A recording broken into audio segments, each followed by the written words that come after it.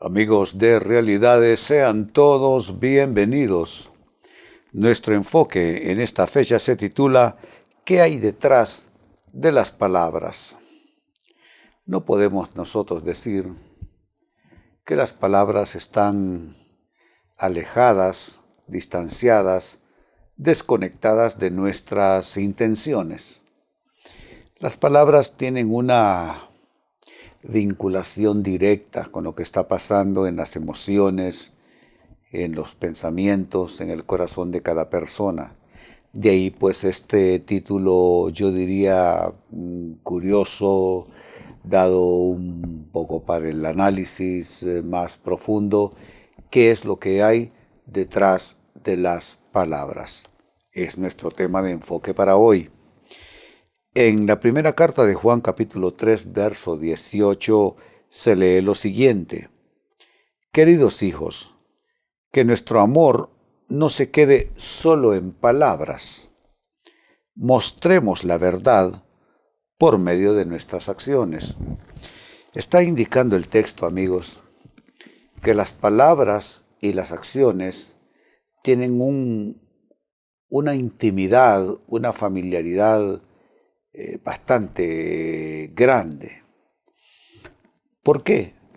Porque nadie puede desconectar sus emociones, sus sentimientos y todo aquello que emocional, psicológica y espiritualmente esté pasando por su interioridad.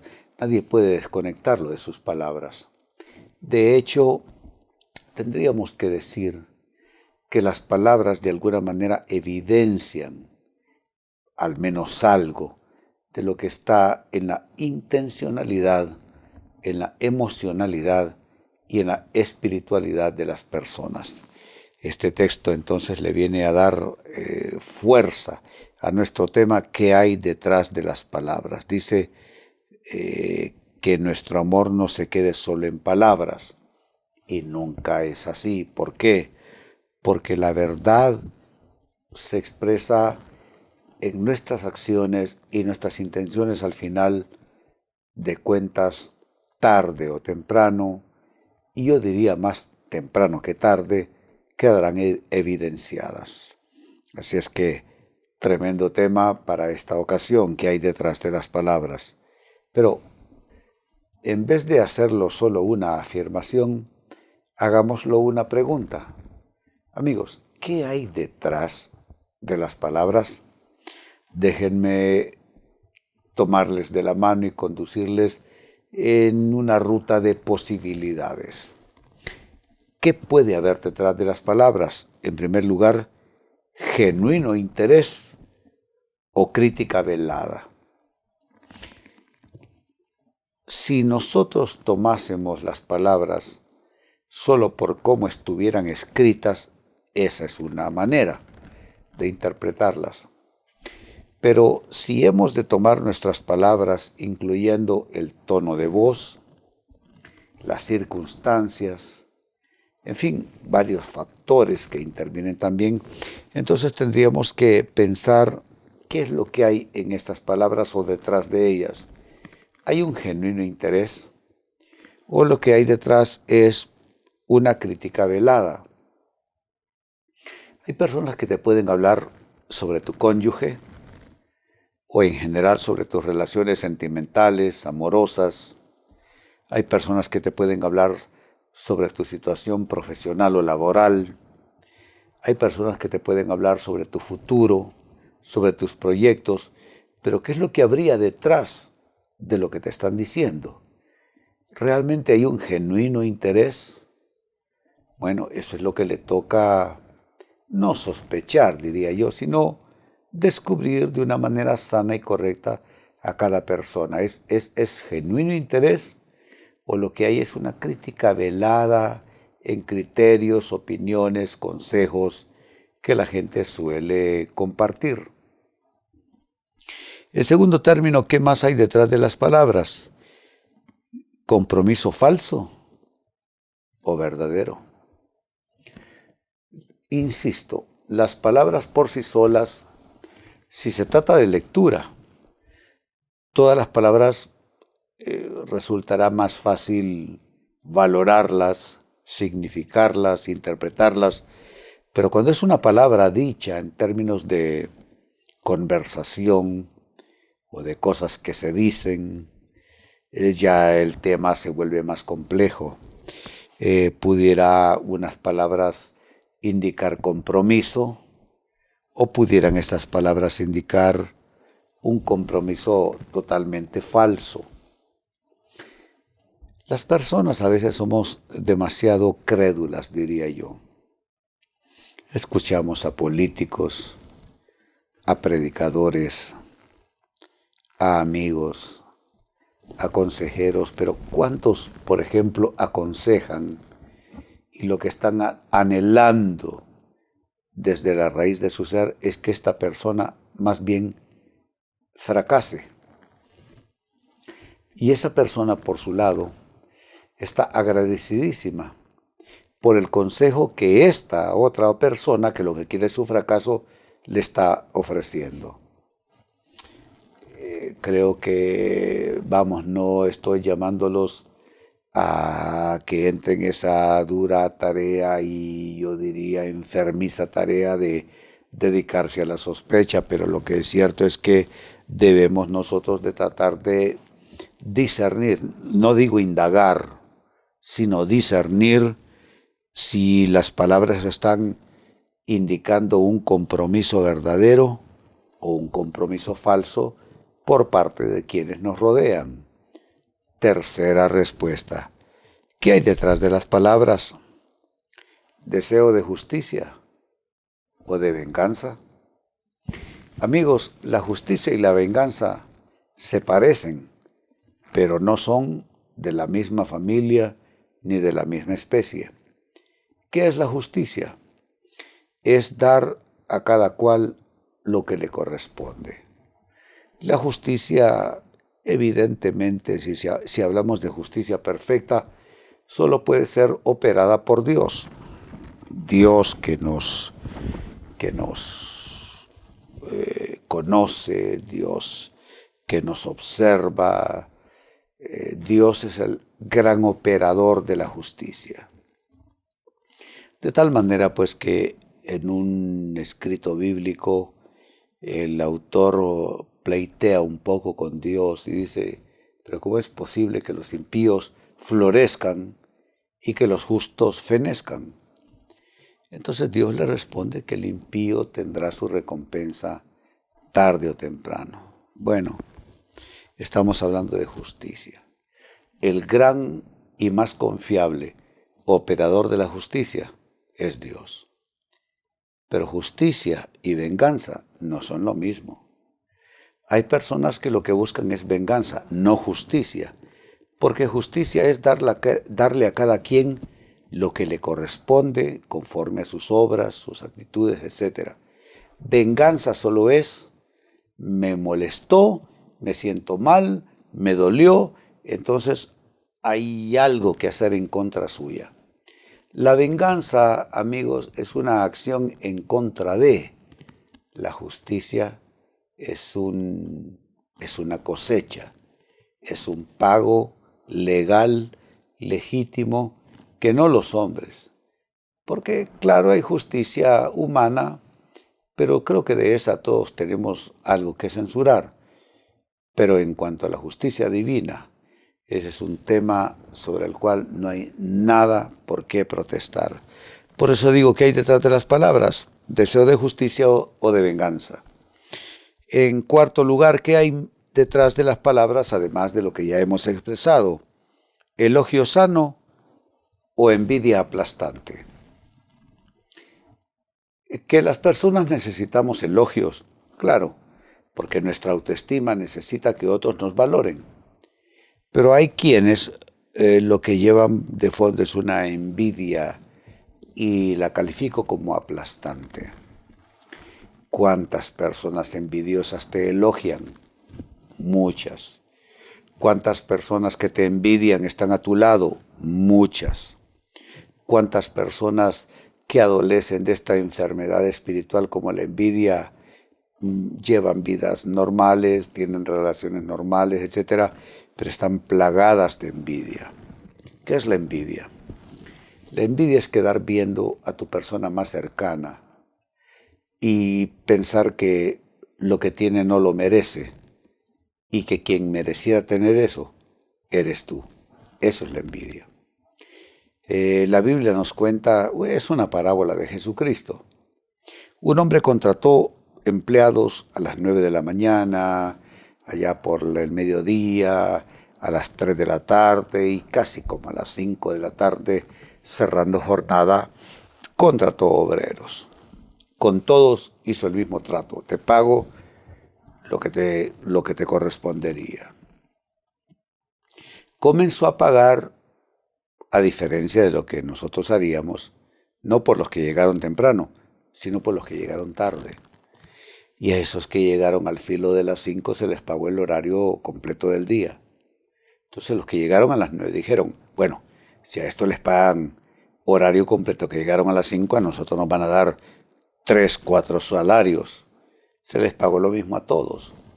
Ellos protestaron y dijeron, pero ¿cómo es posible que se les pague a estos que vinieron a última hora lo mismo que a nosotros que hemos soportado todas las inclemencias del día? Bueno, eso es envidia. Envidia es cuestionar a quien Dios bendice, cómo Dios bendice a esa persona y cuándo Dios bendice a esa persona. Por eso, hablando de qué hay detrás de las palabras, habrá que ver si es deseo sano, un elogio sano, o es solamente envidia aplastante lo que está detrás. Y cierro esta primera parte del enfoque con algo más. ¿Qué hay detrás de las palabras? Deseo de compartir, limpio o insano. Que los humanos buscamos compartir.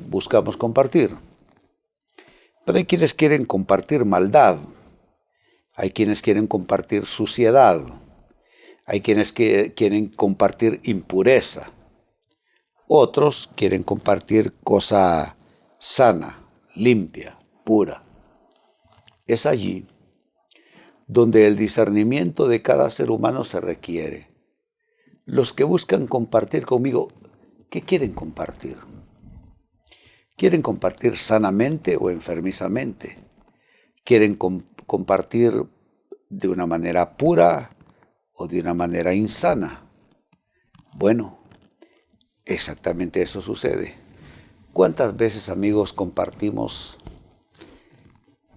de nuestra parte sanamente con alguien que comparte con nosotros de manera insana? Es allí donde esta dinámica de la vida tan compleja, tan cargosa, nos convoca. Tener que discernir qué hay detrás de las palabras. Pues bien, amigos, es el momento de hacer nuestra pausa acostumbrada al retornar. Quiero cambiar el esquema de discusión. Hemos estado hablando qué hay detrás de las palabras, dando respuestas a este tema. Pero al volver de pausa quisiera introducir una pregunta. ¿Cómo usar las palabras correctamente? Ya no pensar qué hay detrás de las palabras, sino pensar, bueno, ¿cómo es que nosotros los seres humanos podemos usar las palabras de una manera correcta, edificante, que construye vida? Amigos, les hablo de esto precisamente a vuelta de pausa. René Peñalba es escritor, consejero y conferencista internacional. Usted puede visitar la página web de René Peñalba en www.renepenalba.org. Ahí usted encontrará amplia información acerca de su ministerio, sus libros, su agenda de conferencias y mensajes de predicación. Amigos, nuestro tema de enfoque para esta fecha se titula ¿Qué hay detrás de las palabras?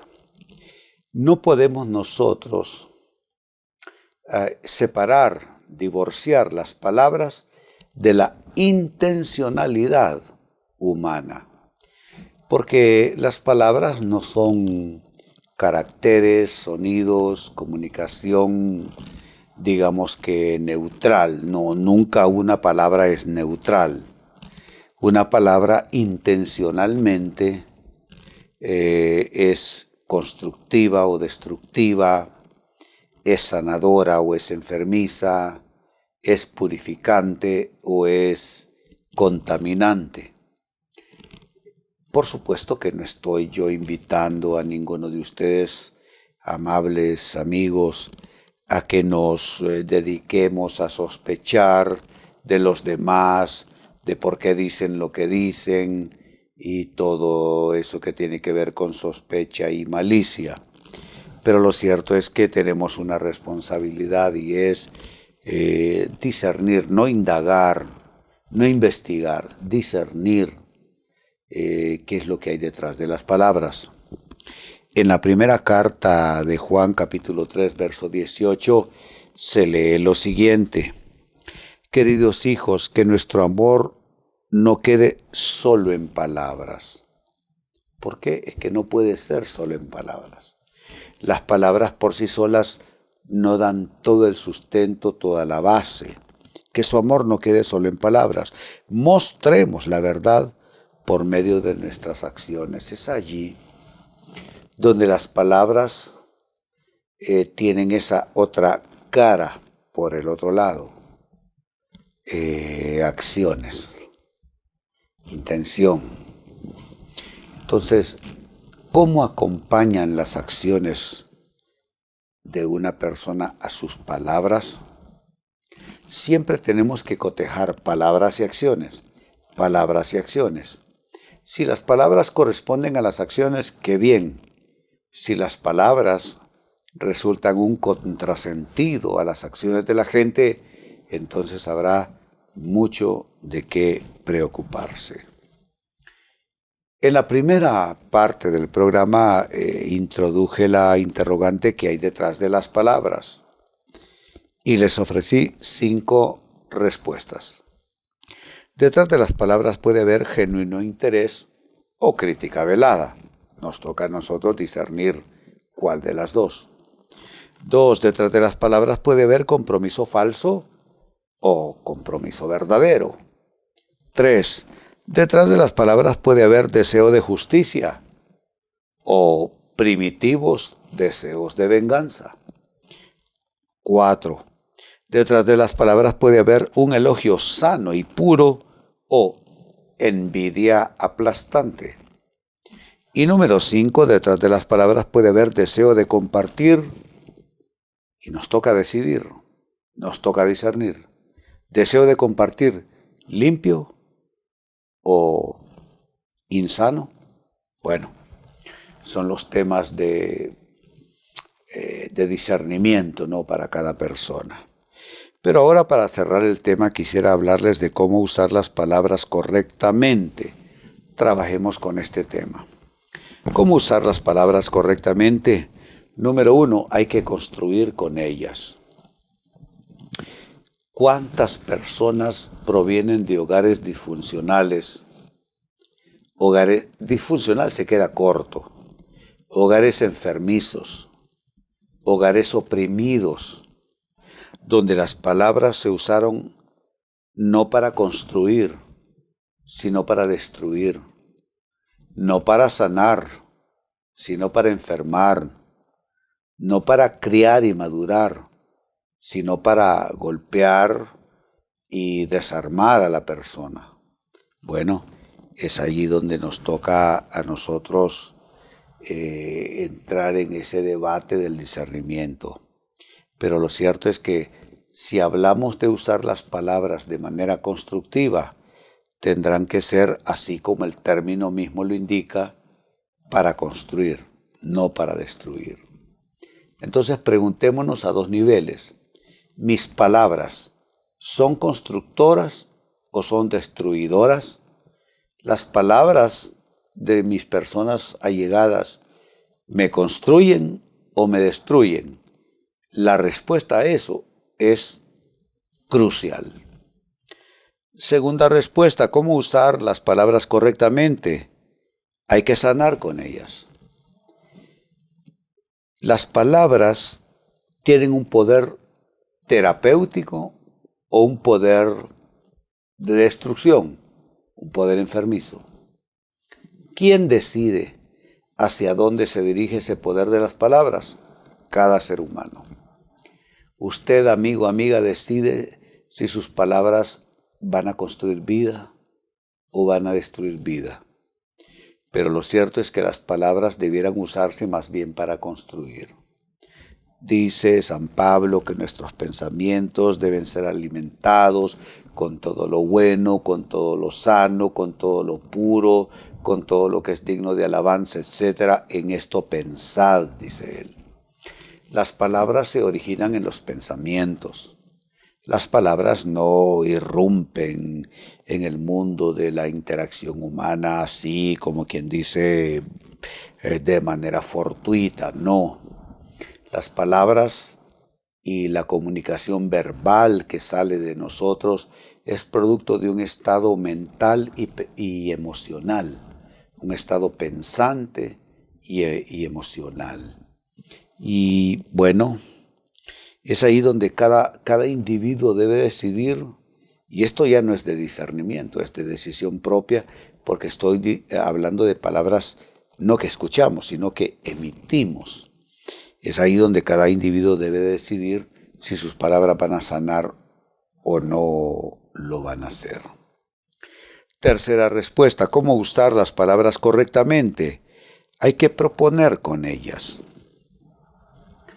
Las palabras propositivas, eso es formidable. Construyen sociedades, edifican naciones, construyen relaciones interpersonales, pero las palabras que no son propositivas son palabras que pueden caer en una situación de que ni quitan ni ponen, no suman ni restan, pero peor aún, las palabras pueden caer en una situación de, en lugar de proponer, para resolver, para sanar, para superar, pueden ser palabras solo que añadan peso, añadan destructividad, añadan amenaza. Pero lo cierto es que si hablamos de usar las palabras correctamente, habrá que proponer con ellas. En cuarto lugar, sigo sumando. ¿Cómo usar las palabras correctamente? Habrá que usarlas para solucionar con ellas. Hay un término que he venido acuñando aquí en Realidades a través de los últimos años, es una actitud solucionista. ¿Qué es la actitud solucionista? La que no se queda entrampada en las culpas, en los peros, en las dificultades, en el pesimismo, en el negativismo, etc. El solucionismo no se queda trabado en quién tiene la culpa, eso no soluciona. No se queda trabado en cuál es el mayor pero o dificultad. El solucionismo supera la acusación y las dificultades y los peros, y el solucionismo ofrece cómo podemos resolverlo. Me parece que en nuestro medio, en nuestra cultura, debemos ser más solucionistas y menos acusadores. Vivimos acusándonos todo el tiempo, constantemente, que quién tiene la culpa de esto, que quién tiene la culpa de aquello, que quién tiene la culpa de lo otro. Pero a fuerza de culpar no se construye un país.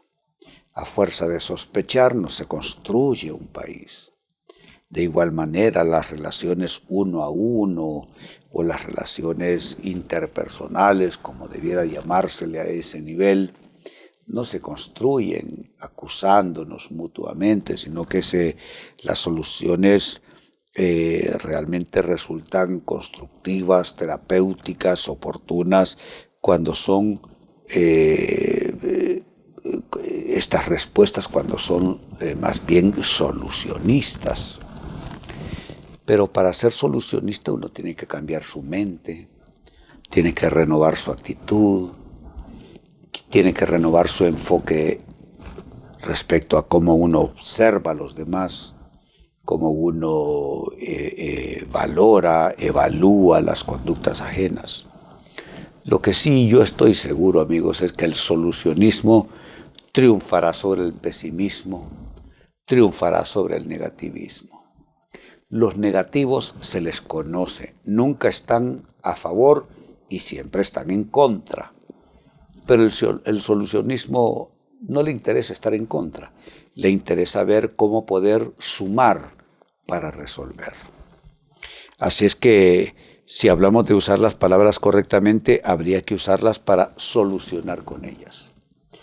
Y en quinto lugar, con lo que cierro el tema, cómo usar las palabras correctamente, habrá que usarlas para reconciliar con ellas.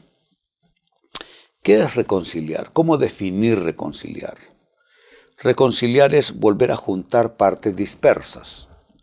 Reconciliar es volver a amistar partes que están en conflicto.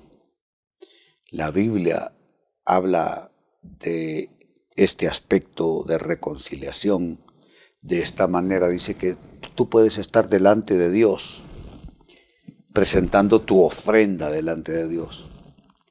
Pero que si en ese momento tú recuerdas que alguien tiene algo en contra tuya, no tú en contra de ella, alguien en contra tuya, que dejes tu ofrenda, te retires del oficio espiritual y vayas y literal te reconcilies primero con tu hermano.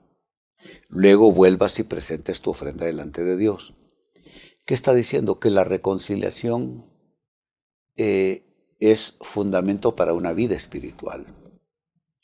La tragedia de mucha gente es que quieren tener una vida espiritual con vidas no reconciliadas, lo cual es una total contradicción a la palabra de Dios. Dice, deja tu ofrenda delante del altar y ve primero y reconcíliate con tu hermano y luego ven y presenta tu ofrenda. La persona con más probabilidades de ser espiritualmente exitosa es la que se reconcilia primero con su entorno y luego busca a Dios. Pero la que busca a Dios para buscar alguna manera de sentir que tiene la razón en una actitud irreconciliada con su prójimo, esta prácticamente no logra diferenciar de la A de la Z. Entonces, ¿cómo usar las palabras correctamente? 1, hay que construir con ellas. 2, hay que sanar con ellas. 3, hay que proponer con ellas. 4, hay que solucionar con ellas. Y 5, finalmente, hay que reconciliar con ellas. Amigos, con esto cierro el tema. De igual manera me despido y les recuerdo que nuestro enfoque de hoy ha sido titulado ¿Qué hay detrás de las palabras?